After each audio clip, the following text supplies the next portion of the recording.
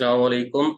I am Umair, chemistry instructor from V Tuition, Pakistan, first free platform जहां आपको अपने किसी भी सब्जेक्ट के बारे में free MCQs, quizzes, question answer, conceptual study के साथ विद प्रीवियस पेपर्स आपको मिलेंगे।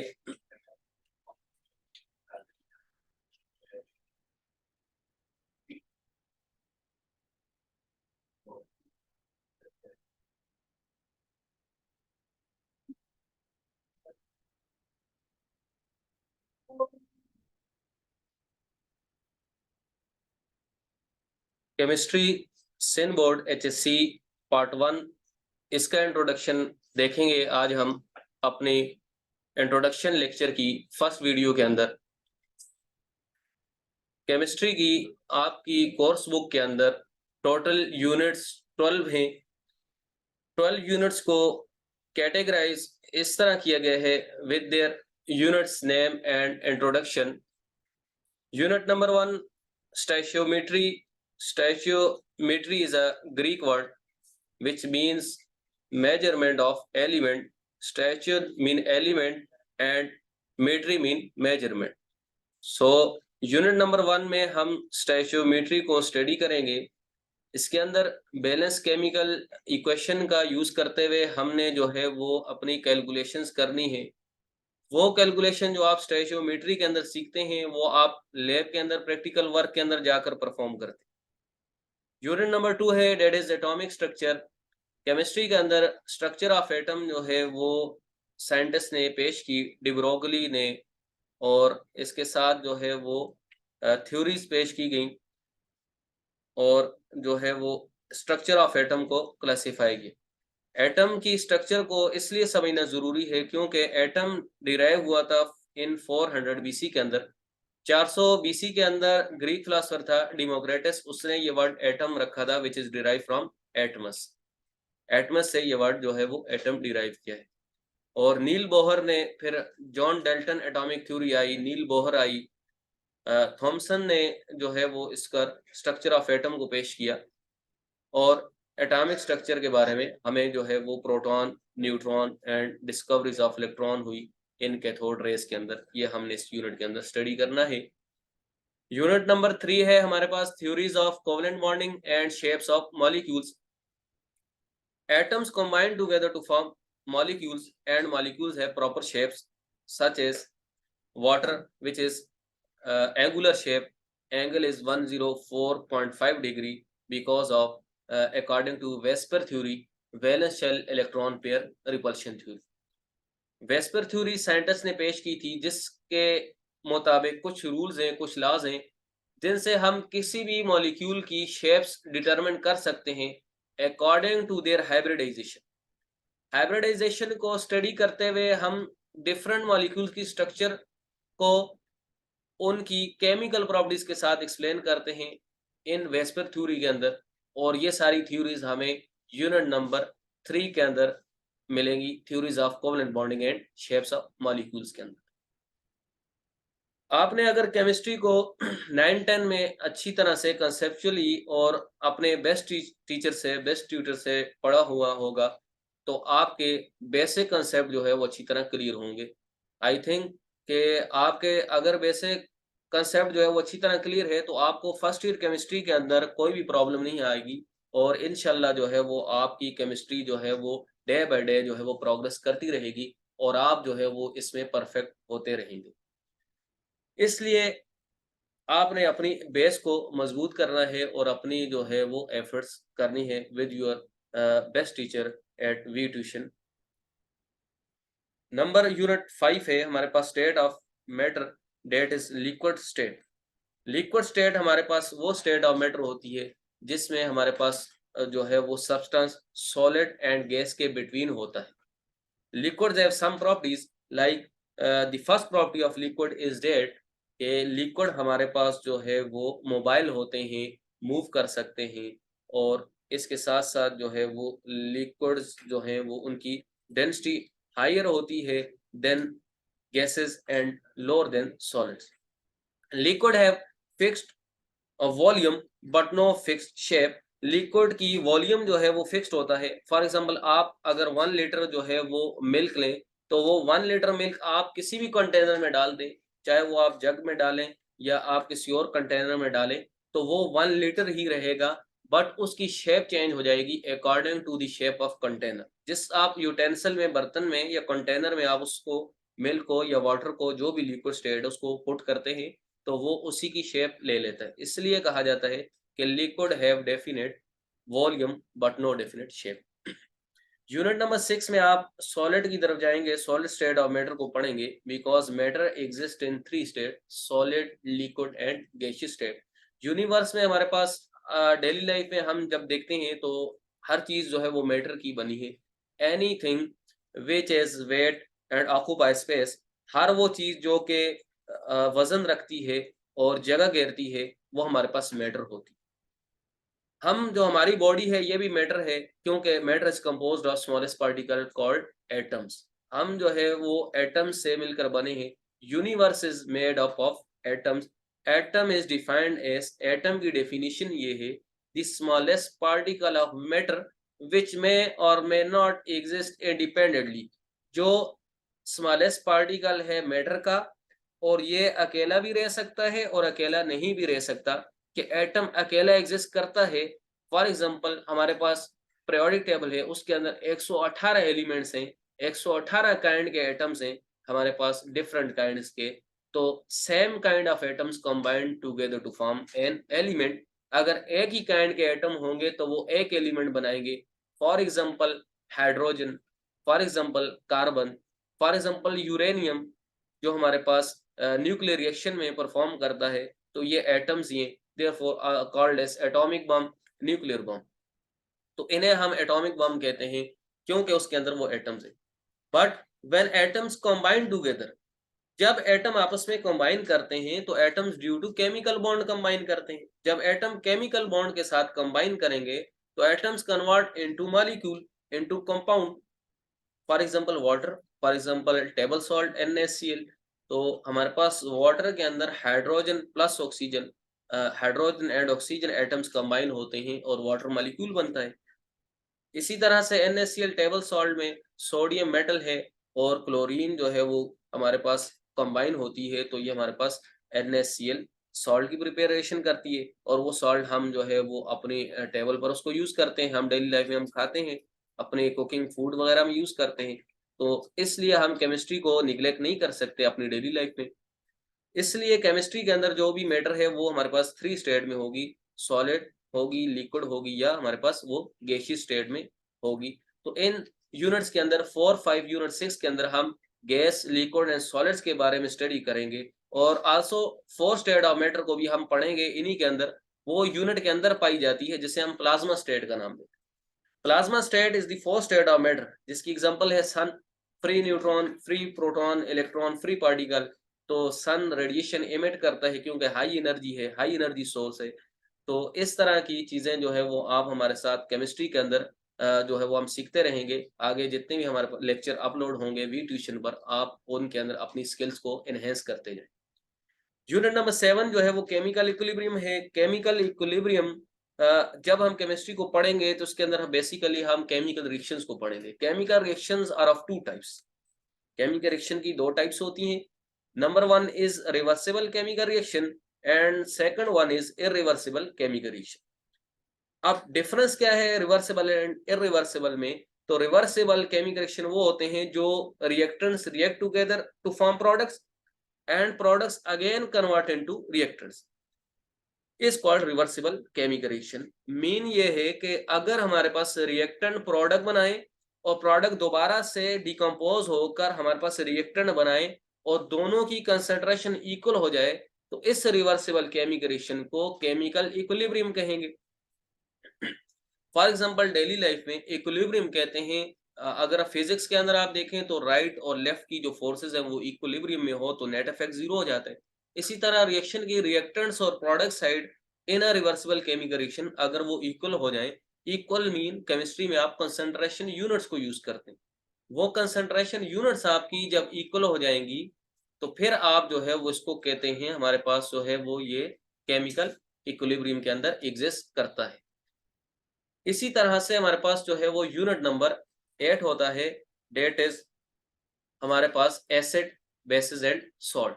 जो हमारे पास एसिड, बेस एंड सॉल्ट का जो यूनिट है, इसके अंदर हमारे पास कोई भी केमिकल है, हम डेली लाइफ में जो यूज करें या हमारे पास यूनिवर्स में, या वो एसिड हो सकता है या वो बेस हो सकता है, और acid react with base to form salt. Acid जब भी बेस के साथ रिएक्शन करेगा तो वो हमारे पास सॉल्ट बनाएगा। हमारे पास NaCl जो है वो नेचुरली कंपाउंड है, आयनिक कंपाउंड है, जो एग्जिस्ट करते हैं naturally by the reaction of neutralization reaction. NaCl जो फॉर्म हुआ है वो न्यूट्रलाइजेशन रिएक्शन से मिलकर बने, क्योंकि साल्ट हमारे पास NaCl न्यूट्रल है। अगर ये साल्ट न्यूट्रल ना होता, एसिड या बेस होता, तो हमारी जो जुबान है, टंग या हमारी स्किन है, वो तो जल जाती, क्योंकि acid and base are corrodent to skin, और वो नुकसान देते हैं, कोरेसिव होते हैं स्किन के लिए।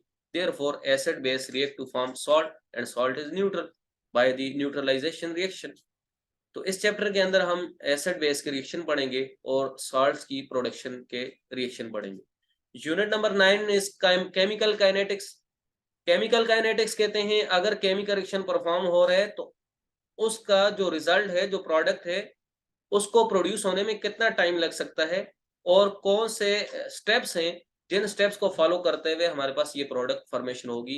और इसीलिए केमिस्ट जानता है, केमिकल काइनेटिक्स का जो स्टडी करने वाली इस फील्ड के अंदर केमिस्ट्री की जो ब्रांच है, वो केमिकल काइनेटिक्स में, अगर हमारे पास इंडस्ट्री में फार्मा इंडस्ट्री है या कोई भी अदर इंडस्ट्री है, तो वहाँ केमिकल काइनेटिक्स बहुत यूजफुल होती है। क्यों यूजफुल होती है? क्योंकि अगर जो प्रोडक्ट बनानी है तो हर कंपनी, हर पर्सन यही चाहता है कि उसकी जो प्रोडक्ट है वो लेस टाइम में बने, और जो है वो लो कॉस्ट पर प्रोड्यूस हो, और जो है वो उसकी प्रोडक्शन, प्रोडक्ट की कंसंट्रेशन ज्यादा हो, और कैसे हम जो है वो लो रिएक्टेंट, चीप रिएक्टेंट को यूज करके लेस टाइम के अंदर लेस एनर्जी को कंज्यूम करते हुए हम प्रोडक्ट बनाएं। तो ये जितना अच्छा जो है वो प्रोडक्ट बनाएंगे, हम प्रोड्यूस करेंगे, और उतनी ही कंपनी को जो है वो फायदा होगा, और उतना ही प्रॉफिट होगा, और कंपनी जो है वो फिर आपको ही हायर करेगी, आप गुड केमिस्ट होंगे।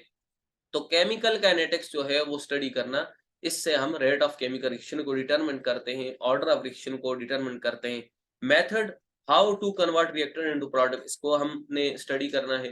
तो इसके साथ नेक्स्ट यूनिट है unit number 10, that is solution and colloids. Solution and colloids, अब केमिस्ट्री के फार्मास्यूटिकल इंडस्ट्रीज होती हैं, इसके अंदर आपने जब जाना है तो आपकी साइड में आपने डिफरेंट सैंपल सॉल्यूशन बनाने हैं।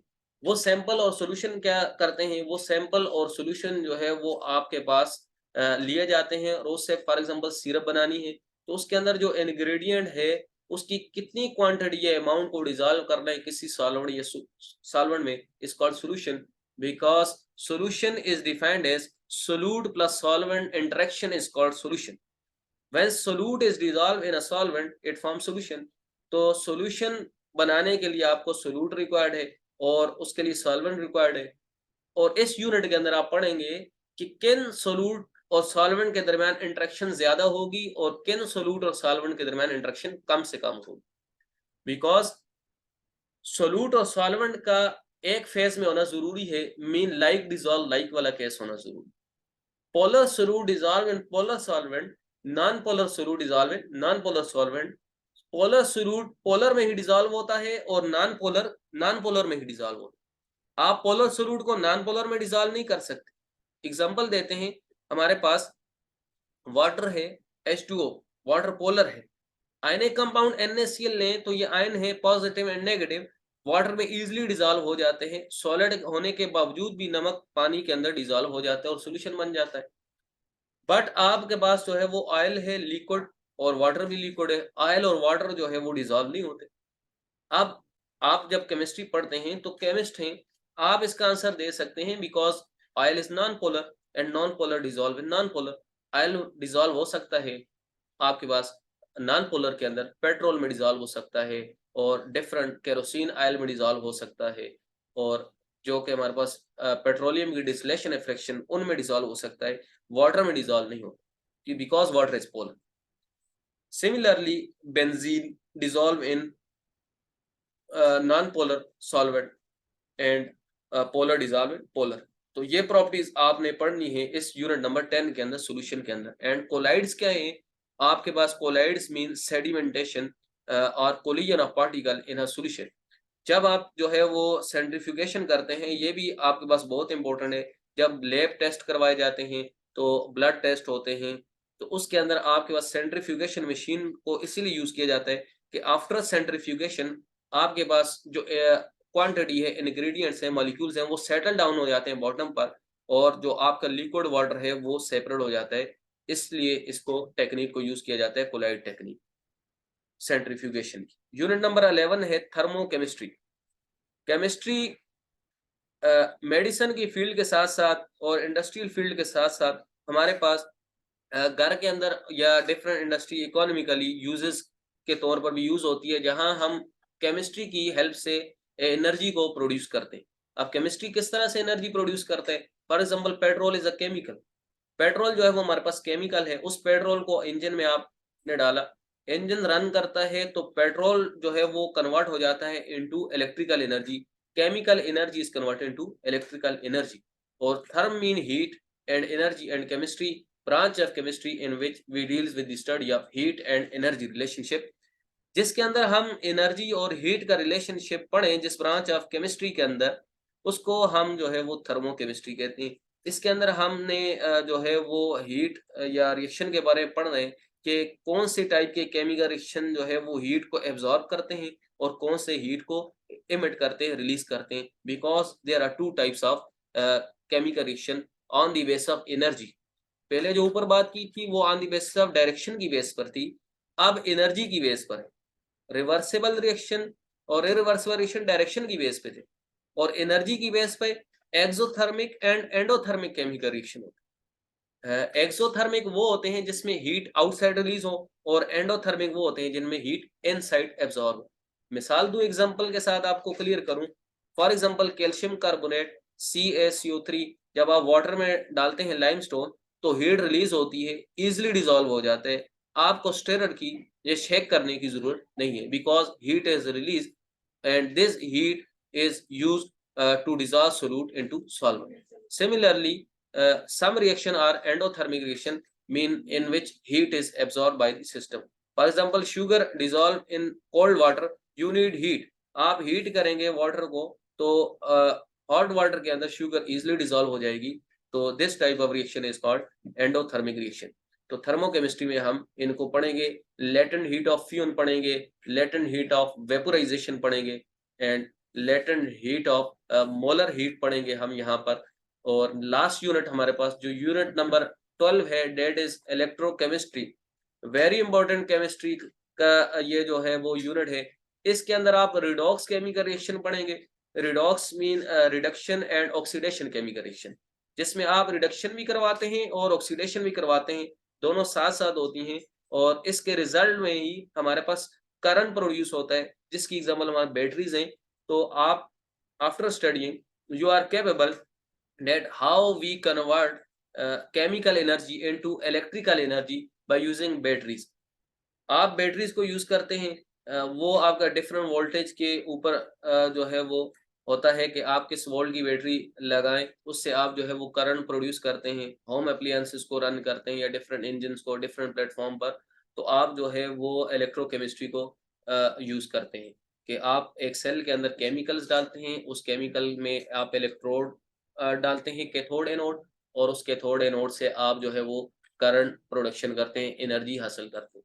और इसके साथ ये इलेक्ट्रोकेमिस्ट्री यूज होती है for qualitative and quantitative analysis के अंदर।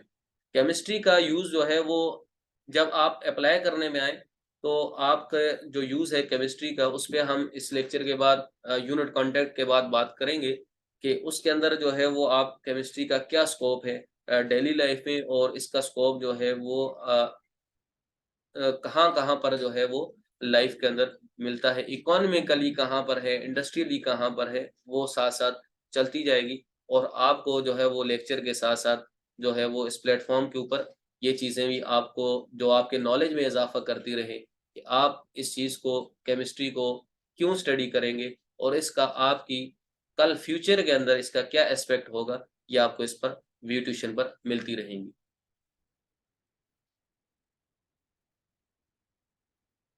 Now what is chemistry?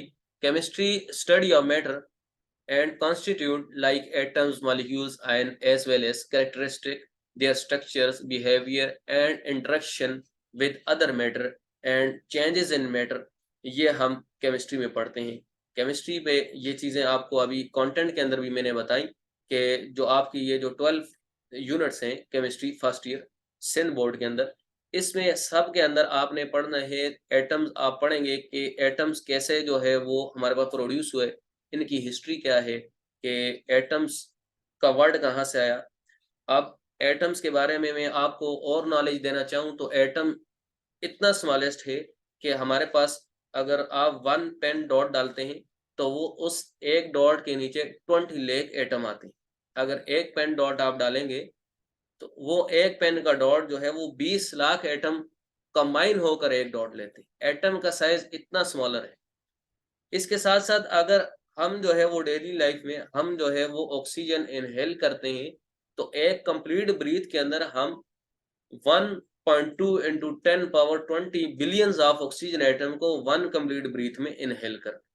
इससे हमें ये अंदाजा हो सकता है कि atoms is a very smallest particle of. Atom जो है वो बहुत स्मॉलेस्ट है और आज हमारी पूरी बॉडी एटम से मिलकर बनी है। हमारी universe is made up of atom.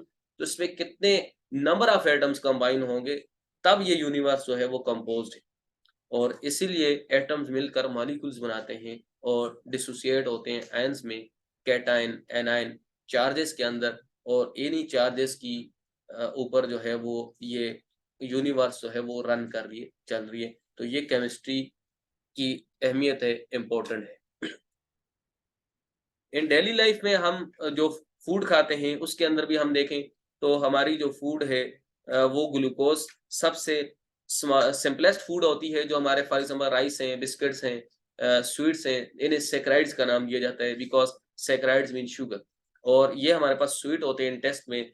तो ये हमारे पास C6H12O6 है, C12H22O11 है, ग्लूकोज है, इनसे वाइटामिन वगैरह ये चीजें इन्हीं से हम अपनी फूड में हासिल करते हैं। फूड में इसके बाद हम जाते हैं तो हमारे पास फूड से हम एनर्जी प्रोड्यूस करते हैं और उसी एनर्जी से हमारी बॉडी जो है वो वर्क परफॉर्म करती है। तो इट मीन के जो फूड हम खा रहे हैं तो ये हमारी बॉडी के अंदर जाकर केमिकल रिएक्शन परफॉर्म करती in the presence of enzyme, जो कि नेचुरली कैटलिस्ट है हमारी बॉडी के अंदर।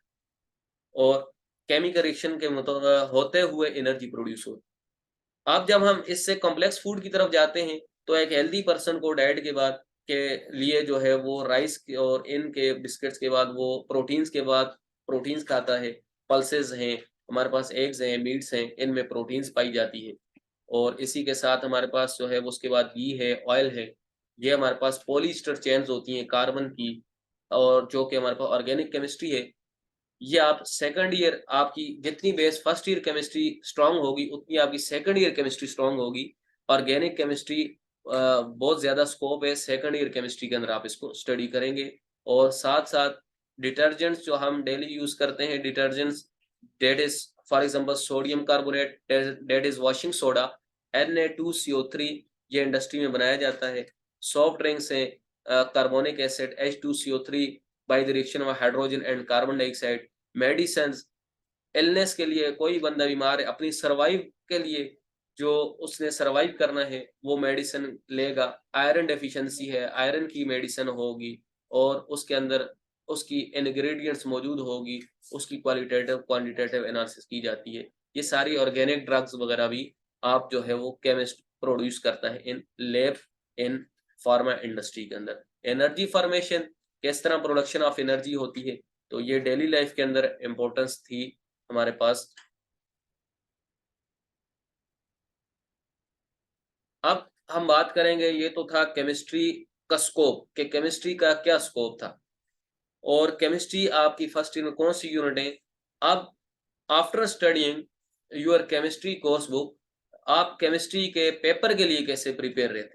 आपका जो केमिस्ट्री का पेपर आएगा जो 2022 का था, और अब क्योंकि पेपर में कुछ ही वक्त रह गए, तो आपसे उसकी तैयारी किस तरह से करनी है अपने पेपर की, और कौन से स्टेप्स हैं जिनको फॉलो करते हुए आप अपनी बेस्ट प्रिपरेशन कर सकते हैं अपने बेस्ट ट्यूटर से एट वी ट्यूशन प्लेटफॉर्म के ऊपर।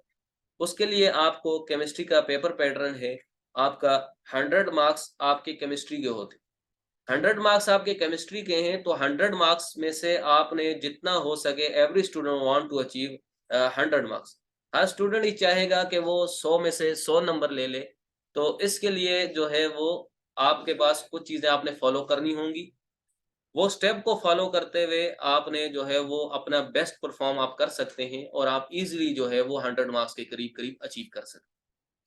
इसके लिए बहुत ही आसान है, ईज़ी ये है कि आप जो है वो हमारे साथ जुड़े रहें, हमारे जो है वो वी ट्यूशन पर जो है वो लेक्चर लेते रहें, ताकि जो है वो आपकी एजुकेशन डे बाय डे जो है वो बेहतर होती। ऑब्जेक्टिव पार्ट ए जो है वो 33 मार्क्स को होता है और 33 मार्क्स जो है वो एमसीक्यूज़ के हैं। एमसीक्यूज़ जो है वो कॉन्सेप्चुअली होते हैं।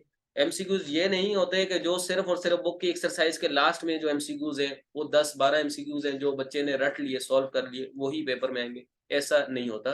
पेपर जो है वो पूरी बुक कोर्स से बनता है और एमसीक्यूज़ जो हैं वो पूरी बुक से ही आते हैं। 2022 के जो एमसीक्यूज़ थे वो इंशाल्लाह नेक्स्ट लेक्चर के अंदर जब हम स्टार्ट करेंगे अपना यूनिट नंबर 1, तो साथ-साथ आपको जो है वो उसके एमसीक्यूज़ भी सॉल्व कराए जाएँगे और सब्जेक्टिव इसका पार्ट बी जो है वो 13 क्वेश्चंस होते हैं उसके अंदर। 13 क्वेश्चन में से आपने जो है वो चॉइस दी जाती है, 8 क्वेश्चंस को अटेम्प्ट करना होता है, जो कि आपके 32 मार्क्स टोटल होते हैं और ईच क्वेश्चन कैरी 4 मार्क्स, तो ये 32 मार्क्स हैं।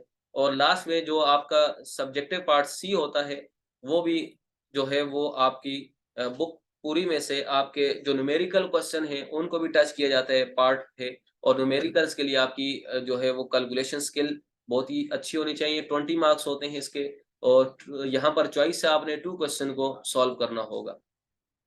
आपके साथ अब मैं शेयर करता हूँ 2022 का पेपर लास्ट का। तो ये आप देख रहे हैं स्क्रीन पर 2000 जो है वो 22 में आपके 33 एमसीक्यूज़ हैं और 13 जो है वो आपके पास जो है वो शॉर्ट क्वेश्चन है जिनमें से आपने 8 अटेम्प्ट करने हैं और जो है वो 3 लॉन्ग क्वेश्चन है जिसमें से आपने 2 पार्ट्स को सॉल्व करना है। वी ट्यूशन के ऊपर प्लेटफ़ॉर्म पे आपको जो है वो सॉल्व पेपर जो है वो सेंड किए जाएँगे और वो आपके साथ जो है वो आपके ट्यूटर सॉल्व कराएँगे। मैं आपको केमिस्ट्री के सारे नोट्स, क्विज़ेज़ वग़ैरह जो है वो आपके साथ शेयर करता रहूँगा, ताकि जो है वो आने वाले वक़्त में जो आपका जो टाइम है, उसमें आप जो है वो बेहतर से बेहतर अपनी केमिस्ट्री को कर सकें। और अगर इससे पहले आपने जो है वो केमिस्ट्री की तैयारी स्टार्ट नहीं की, आप जो है वो आपके पास ये बेस्ट अपॉर्च्युनिटी है ताकि जो है वो आप अपने फुल मार्क्स को ले सकें। और इसके साथ ही जो है वो आपके साथ जो है वो ताकि आप जो है वो हम हमारी आने वाली हर न्यू लेक्चर की वीडियो के साथ जुड़े रहें। आपने चैनल को सब्सक्राइब करना है वी ट्यूशन को और इसके साथ आप विज़िट भी कर सकते हैं हमारे जो है वो www.youtube.com वी ट्यूशन पर और फ़ेसबुक पर, इंस्टाग्राम पर और टिकटॉक पर आप जो है वो हमारे साथ जुड़े रहें और यहाँ पर आपको आपकी जो है वो प्रिपरेशन के लिए जो है वो आपके बेस्ट ट्यूटर्स आपको जो हो इंशाल्लाह आपको पेपर, क्विज़ेज़, टेस्ट और प्रीवियस सॉल्व पेपर, एमसीक्यूज़ आपके साथ शेयर करते रहेंगे। आप जो है वो यहाँ स्टडी करते रहें।